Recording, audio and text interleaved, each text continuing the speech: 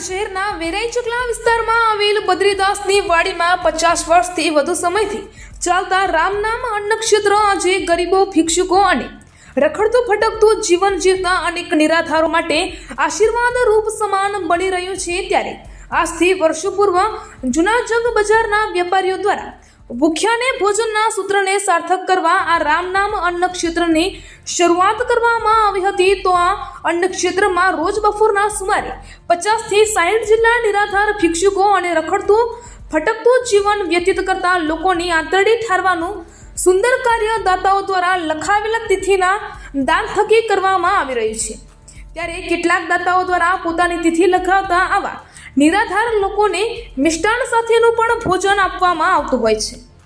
આમાં રામનામ અન્નક્ષેત્ર ખરા અર્થમાં આજે ભૂખ્યાને ભોજનનું સૂત્ર સાર્થક કરી નિરાધાર લોકોની આંતરડી ઠારવાનું સુંદર કાર્ય કરી રહ્યું છે। ત્યારે ઉનાળાની સિઝન શરૂ થતાં જ ફળોના રાજા અને અમૃત ફળ ગણાતા એવા કેરીઓનું આગમન પાટણ શહેરમાં થતું હોય છે। ત્યારે તવંગરો, મધ્યમ વર્ગના લોકો આ કેરીઓના રાજા અને અમૃત ફળનો સ્વાદ ચાખી શકતા હોય છે, પરંતુ નિરાધાર ભિક્ષુકો અને રખડતું ભટકતું જીવન વ્યતીત કરતા લોકો પણ આ ફળોના રાજા અને અમૃત ફળ ગણાતા કેરીઓના સ્વાદ માણી શકે તે માટે છેલ્લા ઘણા વર્ષોથી કેરીઓની સિઝનમાં 1 થી 2 વાર નિરાધાર લોકોને ભોજન દરમિયાન કેરીઓનો સ્વાદ માણી શકે તેવા શુભ આશયથી કેરીઓનું વિતરણ જૂના જંગ અનાજ બજાર એસોસિએશનના પ્રમુખ મહાસુખલાલ મોદી દ્વારા કરવામાં આવતું હોય છે।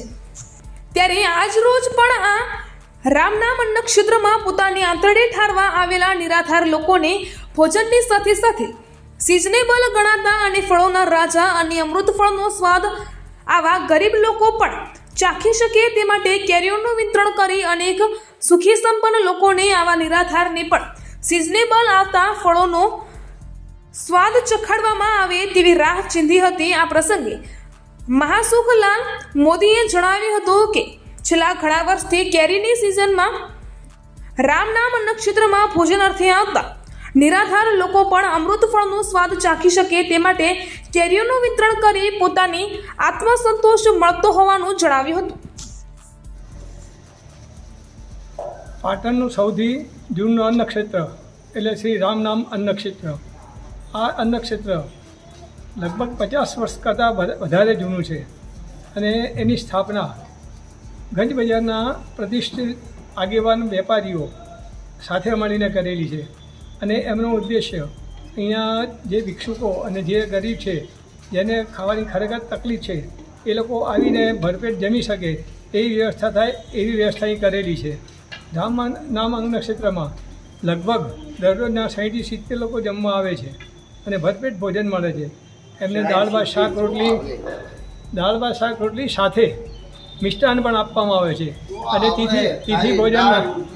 તિથિ ભોજનના હિસાબ જે જ્યારે તિથિ ચાલતી હોય છે ત્યારે તિથિના કારણે એ લોકો મીઠાઈને પણ આપવામાં આવે છે। કેટલાય દાતાઓ પોતાની જાતે જ અહીંયા લોકોને જમાડે છે અને એ રીતે પુણ્ય કમાય છે અને પોતાના આત્માને સંતોષ આપે છે।